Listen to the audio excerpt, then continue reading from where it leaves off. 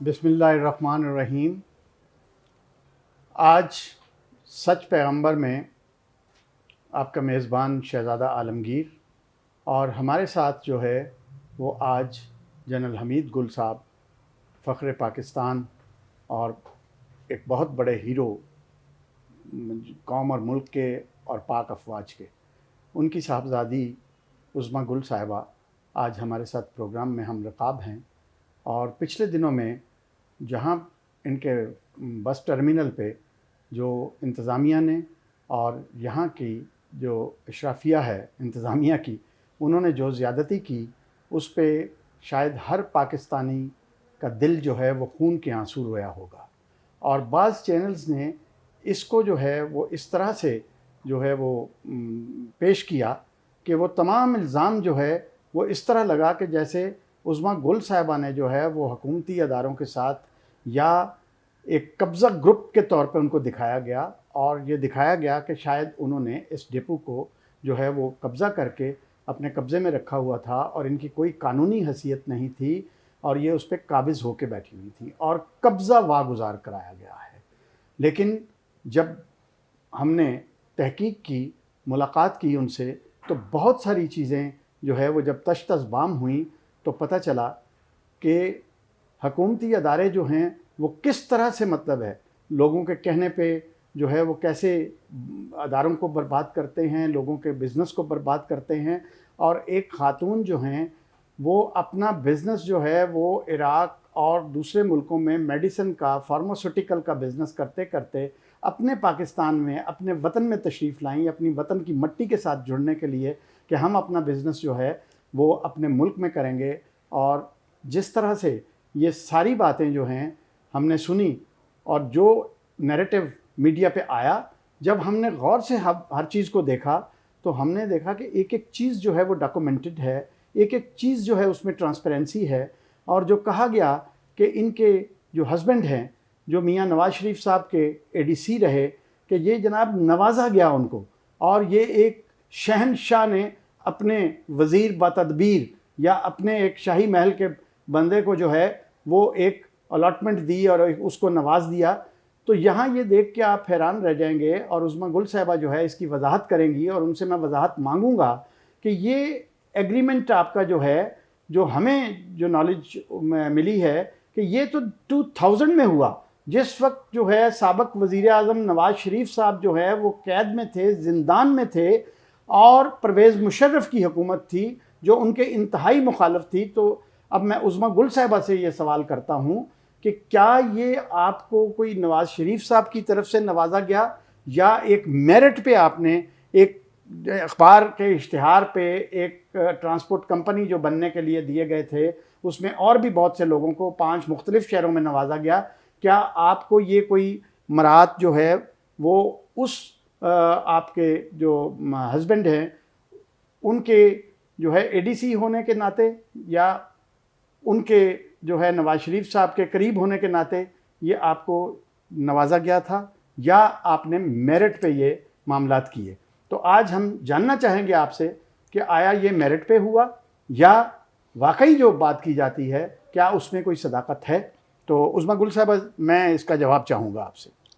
अस्सलाम वालेकुम, बहुत शुक्रिया मुझे अपने प्रोग्राम में लाने का और एक मुझे मौका मिला आपके जी, ज़रिए। ये हमारे लिए बहुत बड़ा एज़ाज़ है कि आज एक हमारे वतन के हीरो की बेटी जो हैं वो हमारे साथ, जिनके साथ ज़्यादती की गई है, जिनके आंचल को वहाँ पे तार तार करने किया गया है, उनके हस्बैंड को वहाँ पे धक्के दिए गए, तो आज जो है वो हम आपकी आवाज़ बन के आपके साथ बैठे हैं और इंशाअल्लाह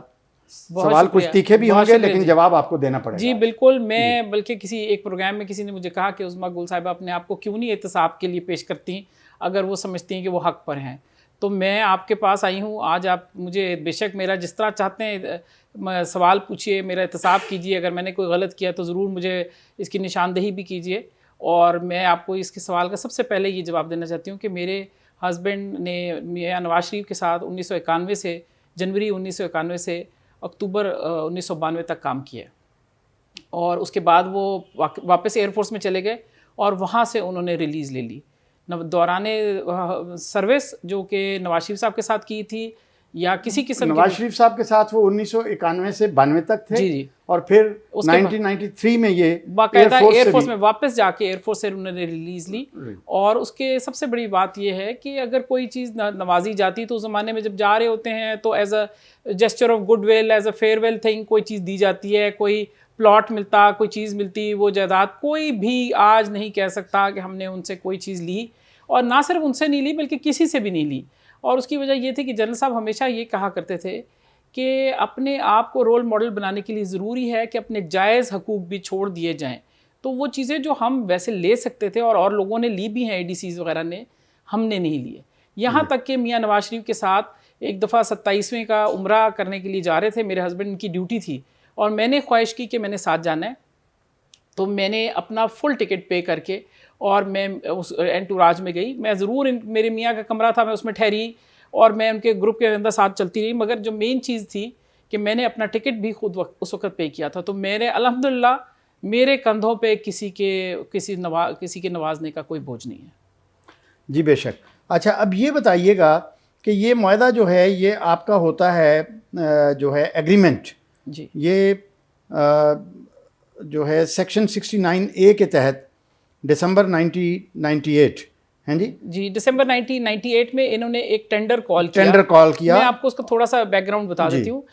ये ऐसे हुआ कि ये इनिशियली जिस वक्त PRTC डिसबैंड कर दी और उन्होंने इसकी जगह नई मुतबादिल कंपनियां लाने के सोचा,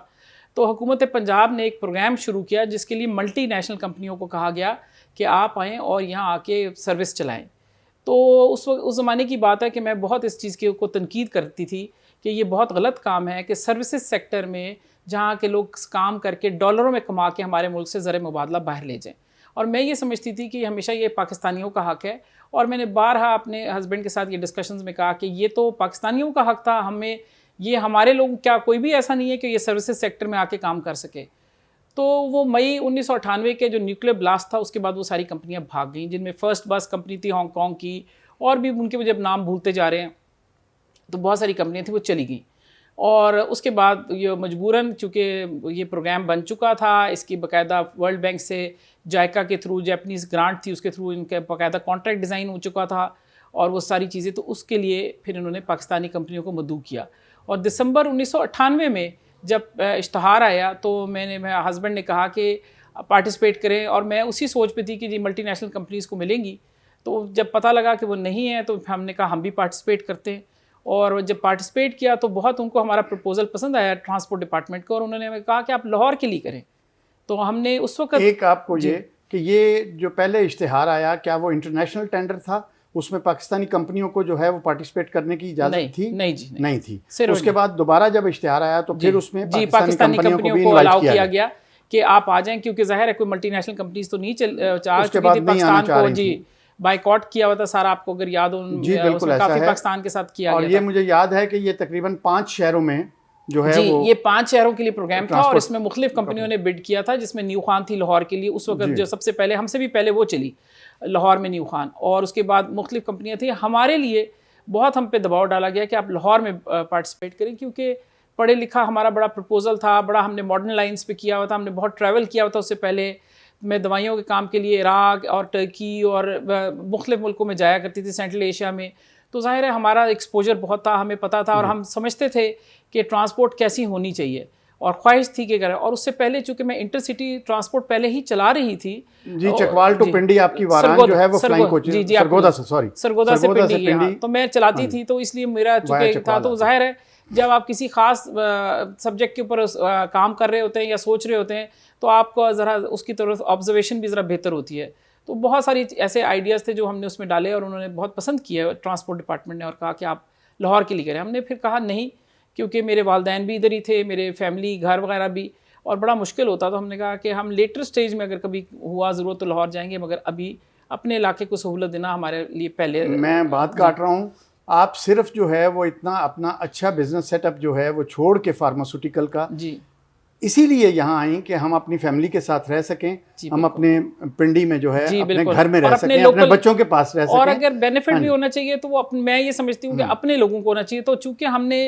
वैसे तो पीछे से हम जहाँ से भी बिलोंग करते हैं, मगर असल बात ये है कि जब हाँ आप अपने आबाद हो जाते हैं तो वही फिर आपका घर होता है। तो अब हम पिंडी वाल ही हैं और हमारे लिए ये सारा इलाका, हम इसी को बेनिफिट देना चाहते थे कि लाहौर, इस्लामाबाद और पिंडी और इस इलाकों के अंदर लोगों को बेनिफिट दिया जाए, और जिसकी वजह से फिर हमने ये तरजीह दी और इस पर काम शुरू किया। किसी और ने इस इलाके के लिए टेंडर में हिस्सा नहीं लिया, और उसकी वजह ये थी कि ये चूँकि पिंड कहते हैं सारे पिंडी को, तो शाम को 5-6 बजे के बाद सर्दियों में बिल्कुल सवारी ख़त्म हो जाती है। ऐसे ही था। तो उसके बायस लोगों ने कहा कि ये तो फीजिबल प्रोजेक्ट नहीं है और आप गलती कर रही हैं, आप नुकसान करेंगी, आपको फाइनेंशियल लॉस होगा।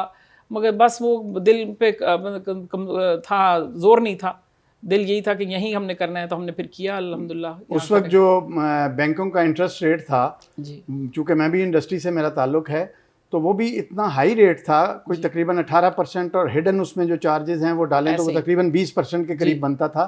तो उस वक्त ऐसे बिजनेस में जाना, और जिस पे बैंक की लाइबिलिटी भी हो और 20% आपने बैंक को भी पे करना हो, बाकी भी एक्सपेंस होते हैं और बाकी भी मामलात होते हैं, तो ये बहुत दिल गुर्दे की बात थी कि आपने इतने बड़े काम में हाथ डाला। मैं आपको आज बताना चाहती हूँ कि आज भी मैं आपको ये फ़ख्रिया कह सकती हूँ, मुझे इस बात पे फ़ख्र है कि मेरा कोई बाहर बैंक अकाउंट नहीं है, मुल्क से बाहर मेरा कोई प्रॉपर्टी नहीं है, मुल्क से बाहर मेरी कोई चीज़ जायदाद एक तीला भी मेरा नहीं है इस मुल्क से बाहर। जो कुछ भी है मेरे वालिद ने भी, हमने भी सब इसी मुल्क के लिए यहीं से कमाया है और यही हमने लगाया है, और हमारी कमिटमेंट भी यहाँ ऐसी ही है कि मुश्किलात ज़रूर हैं, मुझे पता है बहुत मुश्किल है, और जिस तरह कारोबार का हाल किया जा रहा है, जिसको पॉलिटिकल विक्टिमाइजेशन से या मुख्तलिफ़ तरीक़ों से नाकाम किया जाता है, उसके बावजूद मैं कहती हूँ कि अपने बच्चों को भी यही कहती हूँ कि हमने इस जगह को ठीक करना है, ये हमारा वतन है, अगर हम नहीं इसको ठीक करेंगे तो फिर कौन करेगा। अच्छा, ये बताइए कि उसके बाद आपका जो एग्रीमेंट होता है 23 फरवरी 2000 में, तो वो एग्रीमेंट ज़रा जो है वो एक तो हमारे नाजरीन को भी दिखा दीजिएगा। ये देखिए, ये मैं आपको बताती हूँ, डॉक्यूमेंट सारे जो है ये पंजाब गज़ट नोटिफिकेशन है, ये ऑर्डिनेंस जिसके तहत हमारा एग्रीमेंट हुआ है, ये 69A की अमेंडमेंट आई थी और ये उसके तहत हमारा मुआहदा हुआ। और ये मुआहदा मेरी कंपनी तो बाद में साइन किया, इससे पहले मेरे से पहले और शहरों के लिए मुख्तलिफ कंपनीज़ ने पहले साइन किया, मेट्रो बस थी और न्यू खान थी और इस तरह। और ये मेरा मुआहदा हुआ है जिसके लिए इतना शोर है कि जी नवाज शरीफ साहब ने हमें नवाजा था।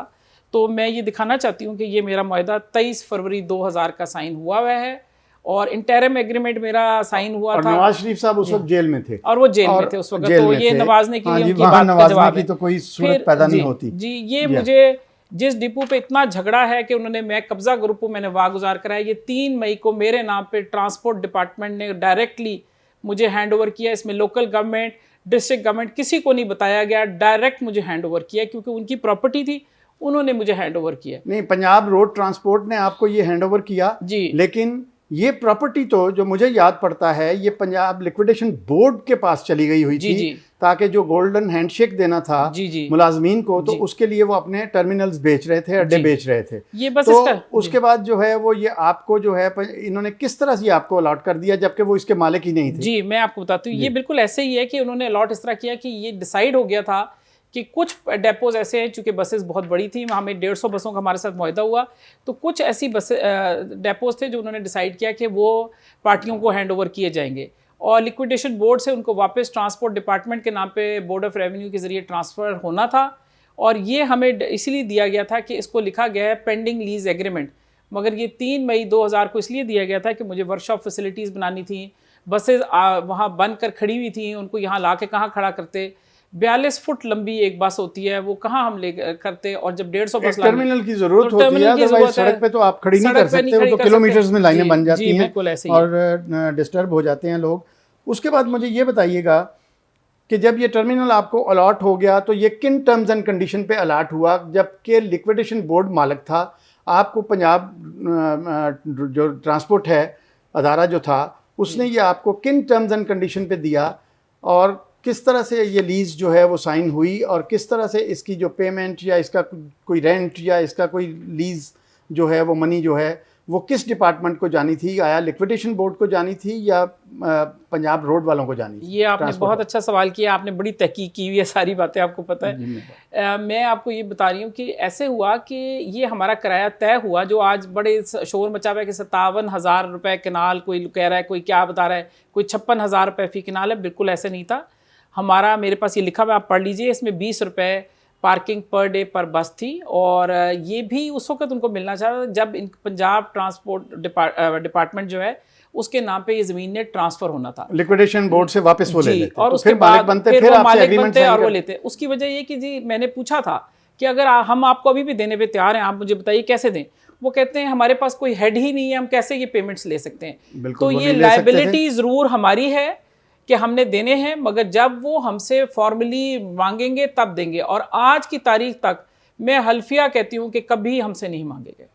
अच्छा, एक और सवाल है आपसे कि आपका एग्रीमेंट जो है वो 69A के तहत हुआ था जी। बाद में कोर्ट से ये जो है इसको जो है वो कालादम करार दे दिया गया,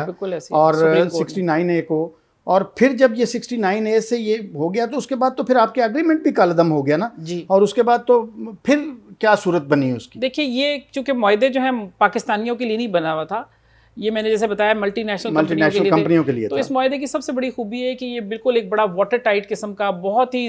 ज़बरदस्त किस्म का ये मुआहदा है, जो इत्तफाकन, मैं तो ये समझती हूँ हम पाकिस्तानियों के लिए तो कभी ये सहूलतें कोई नहीं देता, जो ये हमें इत्तफाकन हम इसको साइन कर बैठे। और वो उसके तहत ये था कि अगर कभी भी कोई लीगल रिलेशनशिप जो है बिटवीन द पार्टीज़ चेंज हो जाए, यानी कि एक पार्टी है transport department government of Punjab और एक पार्टी हम थे, तो अगर हमारा लीगल रिलेशनशिप चेंज हो जाए तो फिर हम सर्विस बंद करके और कॉम्पनसेशन और डैमेजेस का क्लेम कर सकते हैं। और उसका प्रोसीजर बताया गया कैसे कैसे और आप उसमें क्या क्या चीज़ें मांग सकते हैं। और हमने चूँकि पहले ही बहुत ज़्यादा, हमें 5 साल जो हमने सर्विस चलाई बहुत तंग किया था, तो हमने पहले इनको नोटिस सर्व किए हुए थे। मगर जिस वक्त ये हमारी लीगल रिलेशनशिप बदल गई और हमारी कानूनी हैसियत ख़त्म हो गई, तो फिर हम तो बिल्कुल बेयारो मददगार रह गए। मगर सुप्रीम कोर्ट ने एक बहुत अच्छा काम किया, और वो ये किया कि जिस वक्त ये फैसला किया कि ultra vires to the constitution,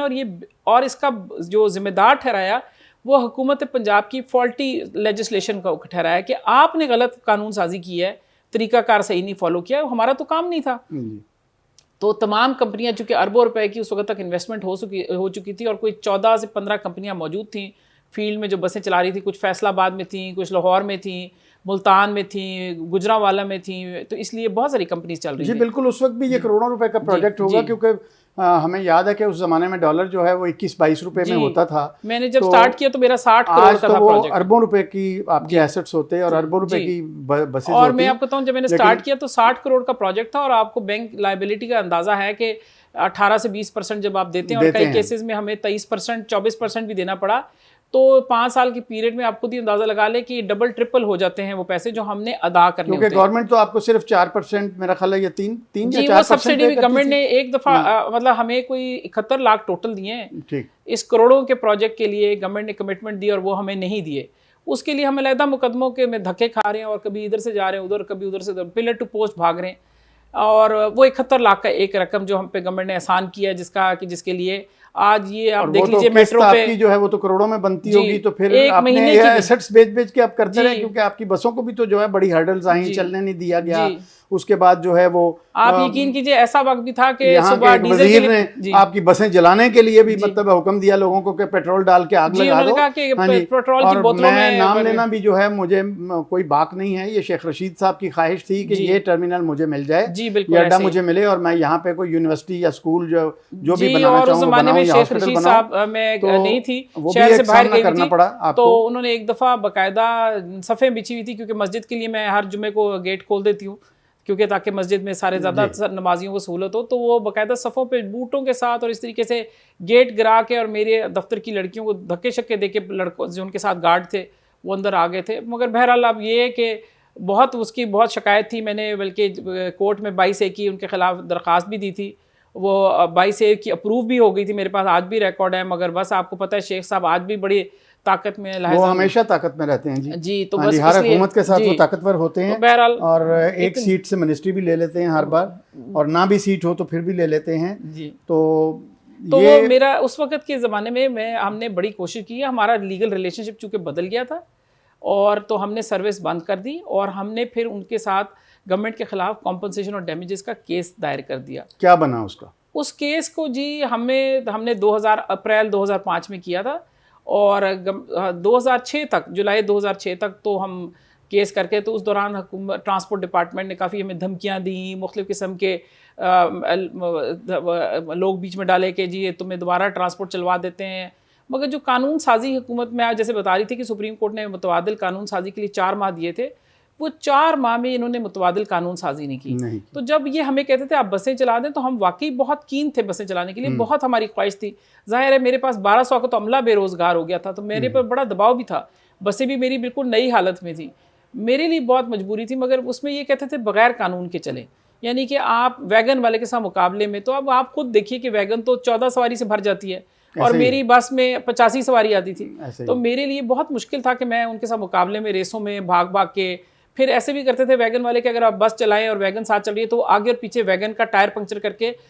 बस को खड़ा कर देते थे कि बस आगे से निकल नहीं सकती, बे के अंदर जब जाते थे। तो बहुत सारे मसाइल थे जो कि प्रैक्टिकली थे, जिसकी वजह से हम कहते थे जब तक हमें प्रोटेक्शन नहीं मिलेगी, कानून साजी नहीं होगी, हम कैसे चल सकते हैं इनके साथ। वतन से मोहब्बत की वो कीमत, वतन से प्यार की कीमत आपको बहरहाल अदा करनी पड़ी। एक जो है सवाल आपसे जो है आप उसमें जो है उसका जवाब मैं आपसे चाहूँगा कि एक जो नैरेटिव आया है मीडिया पे और ख़ास तौर पे यूट्यूब्स में और जो चैनल्स हैं, जो हमारे एंकर्स ने अपने यूट्यूबर चैनल बनाए हुए हैं, एक एंकर ने कहा जी कि इन्होंने वहाँ पे पेट्रोल पंप कायम किया और एक वहाँ पे आपने ज्वेलरी शॉप भी बनाई। तो ये वायलेशन तो थी ना कि आपको जब पेट्रोल पंप बनाने की इजाज़त नहीं थी तो फिर आपने वहाँ पे पेट्रोल पंप क्यों बनाया और ज्वेलरी शॉप क्यों बनाई? ज़रा इसका मुझे जवाब दें। देखिए ये बिल्कुल अगर मैंने बनाए होते तो ये गैर कानूनी है, और मैं आपको इसका बहुत आसान जवाब दे देती हूँ कि अगर मैंने ये गैर कानूनी काम किया था तो इस तरह कब्जा लेने की ज़रूरत ही नहीं थी। मुझे लीगल नोटिस सर्व करते, बाकायदा आपको पता है लोग गेटों पे नोटिस चिपसा करके चले जाते हैं और बाकायदा और अखबार में इश्तहार देते थे कि ये वारान टूर्स वाले गैर कानूनी तौर पे दुकान चला रहे हैं, पेट्रोल पंप चला रहे हैं। तो ये देखिए अब ये कहना बहुत आसान है। मुझे तो ये याद है कि दुकान आपकी जो ज्वेलरी शॉप थी वो तो रानिया माल में थी। जी बिल्कुल, लखानी ग्रुप वालों ने जो प्लाजा बनाया था। जी बिल्कुल, और वहां से ये ज्वेलरी शॉप अब यहाँ पे एक अच्छे वहां पे स्पॉट पे थी, अच्छी जगह पे थी, तो यहाँ आपको वीराने में लाने की क्या जरूरत पेश आ गई? जी बिल्कुल ऐसा मैंने नहीं किया। मेरी वालदा बहुत बीमार थी, उनकी 19 अक्टूबर 2019 को डेथ हो गई और अल्लाह उनको जन्नत नसीब करे। वो कैंसर पेशेंट थी और आखिरी वक्त में उनको बहुत केयर की ज़रूरत थी। तो उसकी वजह से मैंने फिर अपना, मुझे क्योंकि ज्वेलरी का शौक़ था, डिज़ाइनिंग का, मैंने काम शुरू किया था मगर मैं तवज्जो नहीं दे पाती थी। तो मैंने तमाम वहाँ से सामान उठा लिया और जो कुछ बेच सकती थी बेच दिया। ज्वेलरी मेरी वहाँ, अगर ज्वेलरी शॉप होती तो वहाँ इनको छापा मारने में ज्वेलरी भी मिलनी चाहिए थी ना, वहाँ कोई ज्वेलरी नहीं थी क्योंकि ज्वेलरी मैं उठा के ले जा चुकी थी और मैं वहाँ ज्वेलरी रखी नहीं है। तभी तो मैंने, आप देखिए ना कि अगर ये ज्वेलरी शॉप दिखा रहे हैं तो उसमें एक और बहुत बड़ी ज़रूरी चीज़ होनी चाहिए, इनको उसमें ज्वेलरी दिखानी चाहिए क्योंकि अगर ज्वेलरी शॉप है तो उसमें सामान होगा,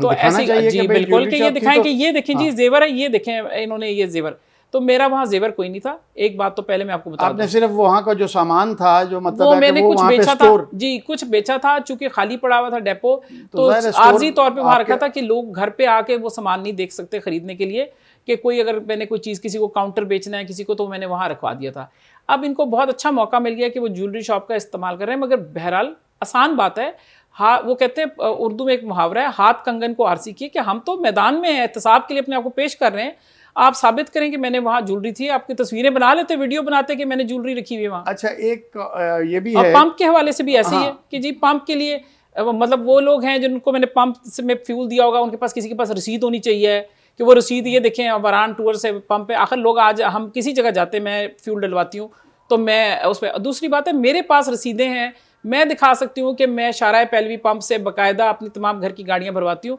मेरा पंप होता तो मैं अपने घर वहाँ से क्यों नहीं डलवा लेती? देखें, डीजल पंप जो है, जब यहाँ से जीटीएस चलती थी तो उस वक्त भी डीजल उन बसों में भरने के लिए एक पेट्रोल पंप का एक नोजल वहाँ पे लगा हुआ था, एक या दो थे। जब मैं 72-73 में जाया करता था, 5 रुपए 9 आने टिकट होती थी, तो वो बस पहले कई दफा वहां पे लगी होती थी, पेट्रोल अंदर ही उसके पेट्रोल पंप था, वो पीछे करके तो एक बना पीछे हुआ है, करके मैं छोटा सा, तो वही पेट्रोल पंप को ये बता रहे हैं कि वो खत्म भी हो गया है। अच्छा। असल में वजह ये थी कि मैंने तो 2005 के बाद उसकी जरूरत नहीं थी, उसका लाइसेंस नंबर 100 है और मैं फ्यूल लेती रही हूँ पीएसओ से बाकायदा 10,000 लीटर पर डे के हिसाब से, जब मेरी जरूरत थी 150 गाड़ियों में आपने डेली, और उसके बाद वो सिर्फ डीजल के लिए था। तो अब यहाँ से कोई आके कोई शख्स बता दे, और सबसे आसान काम होता है, आप पीएसओ को रिकॉर्ड से, क्योंकि मैं वैसे तो कहीं से फ्यूल ले ही नहीं सकती, कानूनन जुर्म है, तो मैं पीएसओ के नाम पे लाइसेंस है, मैं आप पीएसओ से रिकॉर्ड निकलवा लें, पता लग जाएगा। ये सब इल्ज़ाम लगाना आसान है, अब मगर बहरहाल जिस वक्त आएगा तो ये साबित भी करने पड़ेंगे उनको इल्ज़ाम। तो इंशाल्लाह जी हर चीज़ जो है, नाजरीन आपने तमाम बातें सुनी, तमाम तीखे सवालों के जवाब भी जो है वो उज़्मा साहिबा ने दिए, और आपके सामने तमाम डॉक्यूमेंट्स ये मेरे सामने पड़े हुए हैं, और ये हम हर जगह पे आपको दिखाने के लिए भी तैयार हैं, बल्कि दिखा दिए गए हैं। तो यहाँ वतन की एक बेटी अपने वतन की मोहब्बत के लिए, और उस बाप की बेटी कि जो पाकिस्तान में जनरल्स बहुत आए, बहुत ज़्यादा पाक फ़ौज में जो है वो मामलात रहे, लेकिन जनरल हमीद गुल साहब का एक अपना मुकाम है, और उस मुकाम पे आज तक जो है वो कोई भी फायज़ ना हो सका और ना हो सकेगा। तो उनकी बेटी के साथ इस तरह से जो ज़्यादती हुई है, इस पे जो है तमाम कौम जो है वो सरापा एहतजाज है। तमाम कौम जो है, लोग हमसे पूछते हैं कि आप बैठे हुए हैं, आप मीडिया मैन हैं, आपने क्यों तहकीक नहीं की, आपने क्यों पता नहीं करवाया, क्यों उनके साथ, अगर ये सब कुछ ना भी होता, ये प्रूफ ना होते, ये तमाम सबूत ना होते, ये तमाम चीज़ें जो आज वजाहत से बयान की गई हैं, ये वजाहत ना भी होती, तो जिस तरह से वहाँ पे ऑपरेशन किया गया, जिस तरह से उनको घसीटा गया, जिस तरह से पुलिस जो है वहाँ पे अंदर दाखिल हुई, ये जो है रियासत के अंदर ये एक बहुत बड़ा जबर और जुल्म है। और मैं समझता हूँ कि इमरान खान साहब जो हैं उनको इस चीज़ का नोटिस लेना चाहिए, उनको खुद जो है वो इस चीज़ का नोटिस जो है वो लेना बनता है उनका, कि उनके यहाँ पे होते हुए रियासत के अंदर एक रियासत कायम की जा रही है, और एक एडीसीजी की ये जुर्रत नहीं हो सकती कि वो इस तरह का इकदाम करे। जब आप कमिश्नर के पास जाएंगे वो कहेगा जी एडीसीजी के पास चले जाएं, एडीसीजी साहब के पास जाएंगे वो कहेंगे जी कमिश्नर के पास चले जाएं। जब आप उसको डीपली उसके अंदर जाएंगे तो फिर आपको पता चलेगा कि पीछे जो इसको तमाम मामले को करवाने वाले लोग जो हैं वो कौन हैं। पहले इल्ज़ाम कि जी नवाज़ शरीफ साहब ने ये दे दिया, उनको नवाज दिया, उसके बाद जो है वो किसने छीना, किसने उनके मामलात को, और स्टे के ऊपर जो है उन्होंने अदालत की भी तौहीन की है। और मैं यहाँ पे पूछना चाहूँगा कि आप जो स्टे की तौहीन की गई है वो अदालत की ट्रायल कोर्ट के जो है वो उसी का स्टे होगा, तो उस पर क्या आप जो है वो अदालत में तशरीफ़ लेके गई हैं या नहीं? जी, मैं स्टे के हवाले से दो बातें कहना चाहती हूँ। एक ये कि जिस वक्त गवर्नमेंट के ने हम पे केस किया था, जब हमने किया अपना केस किया था डैमेजेस का, तो हम केस वो जीत गए और हम पे 2 अरब रुपए का हमें कोर्ट ने हमारे हक में डिग्री किया। और इसी दौरान हुकूमत पंजाब ने भी एक काउंटर ब्लास्ट, हुकूमत नहीं बल्कि यहाँ की ज़िले हुकूमत ने हम पे एक केस कर दिया काउंटर ब्लास्ट और 5 अरब रुपए का। और जिस वक्त अदालत ने फैसला किया एक ही दिन, तो उनका केस डिसमिस कर दिया और हमारा केस मैंने जैसे बताया कि 2 अरब रुपए की डिग्री हुई। अब इन्होंने उस दौरान सारे पीरियड के अंदर इन्होंने स्टे रखा हमारी तमाम एसेट्स के ऊपर, बसों पे, अदालत से लेके कि हम अपनी ना बसें बेच सकते हैं, ना आप अपने सासे हिला सकते हैं, हमें जिस मकाम पे बैठे हैं उसी मकाम पे रहेंगे। अब आप खुद बताइए 9 साल के बाद जिस वक्त हमारा स्टे ख़त्म हुआ और हमारे हक में फ़ैसला आया, इन्होंने जाके दोबारा हाई कोर्ट में अपील करके फिर स्टे ले लिया। और अब हमारी सारी चीज़ें एज़ इट इज़ हम हिला भी नहीं सकते, अपनी बसें हिला नहीं सकते, हम अपनी चीज़ों को हटा नहीं सकते, हम अब एसेट अपना वर्कशॉप्स का सामान कोई चीज़ नहीं मैं हटा सकती। उस सूरत हाल में ये कहना कि हमने गैर कानूनी कब्ज़ा किया है और ख़ुद ही स्टे लिया है, और 6 साल से मैं केस चलाने की कोशिश कर रही हूँ। अल्लाह गवाह है कि 6 साल से मैं एक दफ़ा बीमार थी, ड्रिपों के साथ मैं कैनुला लगा हुआ गई हूँ कोर्ट की हेयरिंग्स के लिए। हर साल में 5-6 दफ़ा कोर्ट की हेयरिंग होती है और ये किसी न किसी बहाने तारीखें ले लेते हैं। अब और हम क्या कर सकते हैं, मतलब अपने केसों को कभी पहुंचने नहीं देते और फिर बात से आगे के किसी तरह नहीं मानते और प्रोपेगेंडा इतना ज़्यादा करते हैं। मतलब बड़े बड़े अफसरान जो हैं जिन्होंने ये इसमें वारदात में शामिल थे, उन्होंने अपने सोशल मीडिया पे, अपने फेसबुक ऑफिशियल फेसबुक पेजेस के ऊपर मेरे ख़िलाफ़ चीज़ें चला रहे हैं। मैं क्या करूं? अल्लाह ताला आपकी इज़्ज़त और आपको हिफ्ज़ व अमान में रखे। इंशाल्लाह ये सारा प्रोपेगेंडा दम तोड़ जाएगा। झूठ के पाँव नहीं होते, सच हमेशा सच होता है, और सच हमेशा जो है वो तश्तज़बाम भी होता है और सच नज़र भी आता है। और अल्लाह ताला की मदद आपके साथ है इंशाल्लाह। और ज़्यादती हुई है आपके साथ, पूरी कौम की दुआएं आपके साथ हैं, पूरी कौम की दुआएं अपनी इस बेटी के साथ हैं, पूरी कौम की दुआएं जो हैं कौम के इस हीरो की बेटी के साथ हैं। तो कुछ नहीं कह सकते, लेकिन ये तकाज़ा कर सकते हैं कि इंसाफ के असूलों पे, इंसाफ को मद्देनज़र रखते हुए जो है वो इस कौम की बेटी को इंसाफ दिया जाए और इनको हर मुमकिन जो है जो इनका हक है वो इनको अदा किया जाए। बहुत शुक्रिया नाज़रीन। इंशाअल्लाह उज़्मा साहिबा के साथ फिर भी हाज़िर होंगे, फिर भी कुछ हमें वजाहतें चाहिए होंगी तो हम इनसे मांगेंगे ताकि सच का सच और झूठ जो है उसको भी बेनकाब किया जाए। अल्लाह हामी और नासर हो। बहुत शुक्रिया आपका, आपने अपने कीमती वक्त में से हमें वक्त दिया, क्योंकि आज आपका पता है कि बहुत भाग दौड़ में होंगी और इतनी बड़ी ज़्यादती और इतने बड़े मामलात में जो है वो आप जो है वो एक नबर्द आज़मा हैं। अल्लाह आपको कामयाब व कामरान करे। बहुत शुक्रिया, बहुत शुक्रिया।